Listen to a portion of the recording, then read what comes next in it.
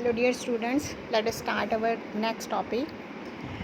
हमने पीछे किया था ऑर्गेनाइज्ड एंड अनऑर्गेनाइज्ड सेक्टर्स कि वर्कर्स को कौन कौन सी प्रॉब्लम जो है वो फेस करनी पड़ती है, कौन सा जो है वो सेक्टर सेफ माना जाता है। ऑर्गेनाइज सेक्टर में हमने एग्जांपल देखा था। हमने क्या देखा था, उनके टाइमिंग आवर जो होते हैं वो लिमिटेड होते हैं, उनको पे जो है वो टाइम से मिल जाती है, उनको लीव मिलती है इन कैश, और मेडिकल फैसिलिटीज़ वगैरह जो है वो गवर्नमेंट की तरफ से प्रोवाइड की जाती है। नेक्स्ट हमारा जो टॉपिक है, how to protect worker in unorganised sectors.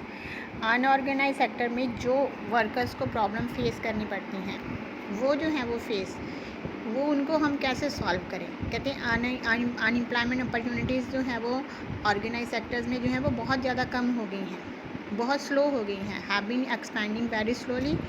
It is also common to found many organized sector enterprises in the unorganised sector. बहुत ही ज़्यादा मुश्किल हो गया ऑर्गेनाइज सेक्टर्स को पाना, जबकि अनऑर्गेनाइज सेक्टर जो है वो हमारे देश में बहुत ज़्यादा है. They adopt such strategies to avoid taxes and refuse to follow laws that protect labour. कहते हैं जो अनऑर्गेनाइज सेक्टर्स हैं वो टैक्स नहीं पे करना चाहते, तो इसलिए वो क्या करते हैं, इस तरह के लॉ बनाते हैं, वो लॉ को जो है वो फॉलो ही नहीं करना चाहते ताकि लेबरर्स की वेलफेयर के बारे में सोचा जा सके. तो इसका रिजल्ट क्या निकलता है, large number of workers are force to enter the unorganised sectors jobs. उनको अनऑर्गेनाइज सेक्टर में जॉब करनी पड़ती है विच पे वेरी लो सैलरी, जहाँ पर उनको सैलरी जो है वो बहुत कम मिलती है. They are often exploited and not paid a fair wages. उनको हमेशा वहाँ पर एक्सप्लॉइट किया जाता है और फेयर वेजेस भी नहीं दी जाती. Their earning are low and not regular. These jobs are not secure and have no other benefits. ये हमने अनऑर्गेनाइज सेक्टर्स में कल भी पढ़ा था. ये सब कुछ जो है वो प्रॉब्लम उनको फेस करनी पड़ती है. सिंस द 1990 के बाद जब हमारे यहाँ पर ग्लोबलाइजेशन हुआ है, उसके बाद जो है वो ये हालत ज़्यादा ख़राब हो गई है, क्योंकि बहुत सारी मल्टीनेशनल कंपनीज़ जो हैं वो देश में एंटर कर गई हैं, और बहुत सारे जो ऑर्गेनाइज सेक्टर्स हैं वो भी उनका भी प्राइवेटाइजेशन कर दिया गया. जो पब्लिक सेक्टर था उनका प्राइवेटाइजेशन कर दिया गया था. It is common to see a large number of workers losing their jobs in the organized sectors. बहुत सारे लोगों ने अपनी जॉब्स को खो दिया है. These workers are forced to take up jobs in the organized sectors with low earning. बहुत कम पे में जो है वो इनको अनऑर्गेनाइज सेक्टर में काम करने के लिए मजबूर किया जा रहा है. बहुत सारे लोगों ने अपनी जो है वो अपनी अर्निंग खो दी है. इसकी वजह से कहते हैं उनको भी प्रोटेक्शन की ज़रूरत है, अनऑर्गेनाइज सेक्टर को भी प्रोटेक्शन की ज़रूरत है. तो उसके लिए गवर्नमेंट क्या कर सकती है, उनको प्रोडक्शन कैसे प्रोवाइड करवाई जा सकती है. रूरल एरिया में क्या हो सकता है, unorganised sector mostly comprises of landless agricultures. Landless labour ही होती है वहाँ पर, एग्रीकल्चर लेबर होती है, स्मॉल एंड मार्जिनल फार्मर्स होते हैं, या sharecropper and artisans such as weavers, blacksmith, carpenters and goldsmith. 80% rural household जो होते हैं इंडिया में मार्जिनल फार्मर कैटेगरीज में, मार्जिनल स्मॉल और मार्जिनल फार्मर कैटेगरीज में आते हैं. These farmers needed to be support through adequate facilities for timely delivery of. कैसी उनको फैसिलिटीज़ दे सकते हैं, हम गवर्नमेंट प्रोवाइड करवा सकती है जिससे कि उनकी अर्निंग अच्छी हो, सीड्स की डिलीवरी टाइम सिर हो, एग्रीकल्चर इनपुट्स उनको टाइम सिर मिलें, क्रेडिट गवर्नमेंट फैसिलिटीज़ हों, बैंक वगैरह, कोऑपरेटिव सोसाइटीज़ बैंक वगैरह हों, स्टोरेज फैसिलिटी अच्छी हो, और मार्केटिंग आउटलेट्स जो है वो अच्छा होना चाहिए. तभी जो है वो हम उनको प्रोटेक्शन प्रोवाइड करवा सकते हैं. इसी तरह रूरल एरिया में अगर हम देखें अनऑर्गेनाइज सेक्टर्स कौन से होते हैं, वहाँ पर वर्कर्स कौन से स्मॉल स्केल इंडस्ट्रीज़ में काम कर रहे हैं, या कैजुअल वर्कर्स कंस्ट्रक्शन वर्कर में कंस्ट्रक्शन साइट पे काम कर रहे हैं, या ट्रेड और ट्रांसपोर्टेशन का काम करते हैं, या स्ट्रीट वेंडर्स हैं, जो हेड लोड वर्कर्स जो हैं वो, या फिर गारमेंट्स मार्केट्स में हैं. ये सब जो स्मॉल स्केल इंडस्ट्रीज़ में इनको भी गवर्नमेंट को सपोर्ट की काफ़ी ज़्यादा ज़रूरत है. अगर इनको भी गवर्नमेंट जो है वो अच्छी फैसिलिटीज़ प्रोवाइड कर सकती है, अगर एंटरप्रेन्योर को अच्छी फैसिलिटीज़ प्रोवाइड होगी तो वो आगे जो है वो वर्कर्स को भी अच्छी फैसिलिटीज़ प्रोवाइड करने की कोशिश करेगा. इससे हम अनऑर्गेनाइज सेक्टर्स में भी जो है वो वर्कर्स को जो है वो प्रोटेक्शन प्रोवाइड कर सकते हैं. यहाँ पर मेजॉरिटी ऑफ वर्कर्स और कौन कौन से होते हैं, शेड्यूल कास्ट, शेड्यूल ट्राइब्स या फिर बैकवर्ड कम्युनिटीज़ के लोग होते हैं जो कि अनऑर्गेनाइज सेक्टर्स में ज़्यादा काम करते हैं. इरेगुलर, इनको ये भी क्या होते हैं, इरेगुलर होते हैं. जब काम हुआ, जैसे सीजन्स में काम हुआ, इनको रख लिया और इनको बहुत लो वेजेस दी जाती हैं. इनको भी these workers also face social discrimination भी इनको फेस करना पड़ता है. They need also support and protection, उनको भी प्रोटेक्शन की ज़रूरत है अनऑर्गेनाइज सेक्टर्स में. ये है हमारा एक क्वेश्चन भी आ जाता है बेटे आपका, अनऑर्गेनाइज सेक्टर्स में वर्कर को जो है वो प्रोटेक्शन की, how to protect workers in the unorganised sector, या why the need of the protection of workers in the unorganised sectors. Clear हुआ ये आपको। नेक्स्ट है हमारा जो टॉपिक है वो है हमारा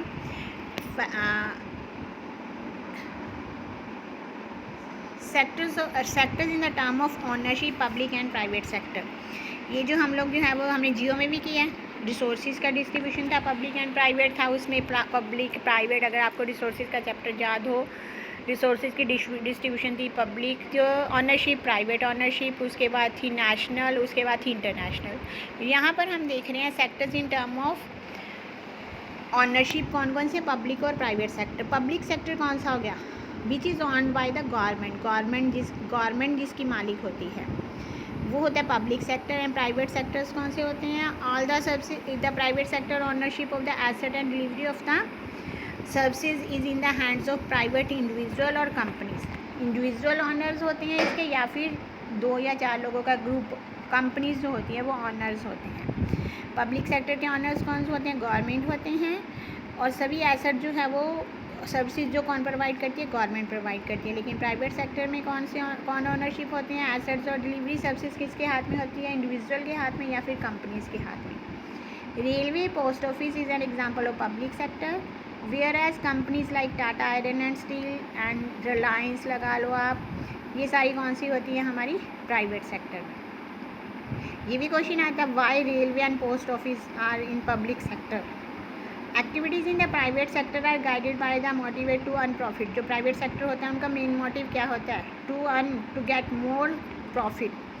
to get services we have to pay money for this individuals and companies. इनके बदले में जो हम सर्विसेज मिलती हैं उसकी हम पेमेंट किसको देते हैं, या फिर इंडिविजुअल को देते हैं या फिर कंपनीज को देते हैं। The purpose of the public sector is not just to earn profit. Public sector का जो मोटिव होता है वो प्रॉफिट अर्न करनी होता है। They do work for the welfare of the people. Government raises money through, कहाँ से रेज करती है वो, टैक्सेस से and other way to meet expenses on the services renders by. Modern day government spend on the whole range of activities. What are these activities, कौन कौन सी हैं, why do government spend on such activities, किस लिए provide करती है। अगर हम मान लें कि डैम वगैरह गवर्नमेंट बनाती है या रोड्स वगैरह बनाती है, उसके ऊपर प्राइवेट कोई फर्म या प्राइवेट कंपनी तो पैसा खर्च नहीं करेगी, क्यों, क्योंकि उसमें उनको कोई बेनिफिट नहीं होता। तो गवर्नमेंट उसके जो लोगों की भलाई के लिए, पीपल्स की वेलफेयर के लिए काम होते हैं वो मोस्टली गवर्नमेंट के द्वारा किए जाते हैं। There are several things needed by the society as a whole, but which the private sector will not provide at a reasonable cost. Private जो है वो उनको रीजनेबल कॉस्ट प्रोवाइड नहीं करवा सकते। गवर्नमेंट का मोटिव जो होता है welfare of the people, and private sector का मोटिव क्या होता है, to earn more and more profit. Some of this need spending large sum of money. Dam वगैरह बन रहा है उसके काफ़ी पैसा खर्च होगा, तो कोई भी प्राइवेट कंपनी जो है वो इतना पैसा खर्च करना नहीं, अगर चाहेगी तो उसके बदले में फिर वो प्रॉफिट चाहेगी, which is beyond the capacity of the private sector also. Collecting money from thousands of people who use these facilities is not easy. Even if they do provided these things, they would charge a high rate for their use. हो गया ना, हम अगर private को देंगे तो वो क्या करेंगे, इसके बदले में हाई रेट जो है वो, हाई प्राइसेस जो है वो चाहेंगे, इसके बदले में चार्ज करेंगे। जैसे construction of roads, bridges, railway, hardware, generating electricity, providing irrigation through dams extra.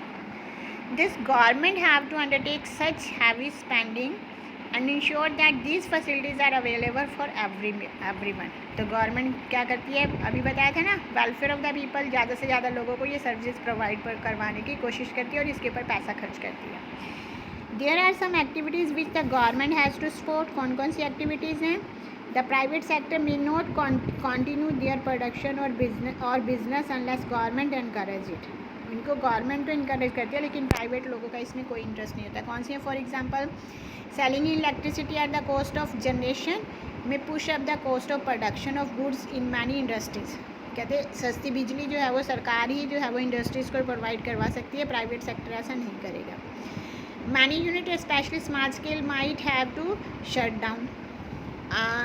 Government here steps in the many production and supplying electricity at rates which these industries can afford. कहते हैं उनको जो है वो सस्ती unit दर के ऊपर जो है वो सस्ते में जो है वो बिजली सप्लाई की जाती है। Government has to bear part of the cost. Government कई बार करती है इसका खर्चा खुद भी उठाती है ताकि लोगों को बेनिफिट मिल सके। Similarly the government in India buys wheat and rice from farmers at fair price. हमने लास्ट ईयर जो था वो उसमें क्लास 8 में पब्लिक डिस्ट्रीब्यूशन सिस्टम में पढ़ा था, क्लास 9th में। फेयर प्राइस शॉप्स वगैरह खोली जाती हैं, राशन की दुकानें खोली जाती हैं और गोडाउन्स वगैरह गवर्नमेंट वेयर हाउस के गोडाउन्स बनाती है जहाँ पर कि FCI डिपार्टमेंट्स वगैरह है जो कि इसको राशन की दुकानों पर सस्ते दामों पर पहुँचाते हैं ताकि लोगों को ज़्यादा से ज़्यादा बेनिफिट हो सके। ये हम क्लास 9th में हमने किया है इसके बारे में पूरा। Government has to bear some of the cost. In this way the government supports both farmers and consumer. क्या करती है गवर्नमेंट, कुछ पैसा जो है वो खुद अपनी तरफ से खर्चा इसमें डालती है ताकि फार्मर्स को और कंज्यूमर्स को बेनिफिट हो सके। There are a large number of activities which are the primary responsibility of government. कौन कौन सी लार्ज नंबर ऑफ एक्टिविटीज़ है गवर्नमेंट की रिस्पॉन्सिबिलिटीज़ है? कौन providing health facility and education facilities. आजकल देखो हेल्थ फैसिलिटीज़ कितनी प्रोवाइड करवा रही है कोविड-19 के थ्रू गवर्नमेंट लोगों को। और पुलिस देखो, जो हमारी स्टेट की या देश की जो पुलिस है वो कितना काम कर रही है, किसकी वजह से? हम लोगों को बचाने के लिए। वी है आगे उसके बाद क्या है? Education facilities. कितने जो है वो कितने school college government school college हैं जहाँ पर कि बहुत सारे बच्चों को फ्री एजुकेशन भी दी जाती है। 6 से 14 साल तक जो है वो हमारी गवर्नमेंट ने जो है वो schedule tribes backward class 134A के तहत देखो कितने बच्चों को फ्री एजुकेशन दी जाती है। तो इसका सारा खर्चा जो कौन बियर करता है? गवर्नमेंट बियर करती है। Running proper schools and providing quality education particularly elementary education is the duty of the government. India is the size of illiterate population is one of the large in the world. हमारे यहाँ फिर भी इतनी facilities provide करवाने के बाद भी हमारे देश में अभी भी बहुत सारे अनपढ़ लोग हैं। सिमिलरली वो know that the nearby half of India children's and malnutritions and a quarter of them are.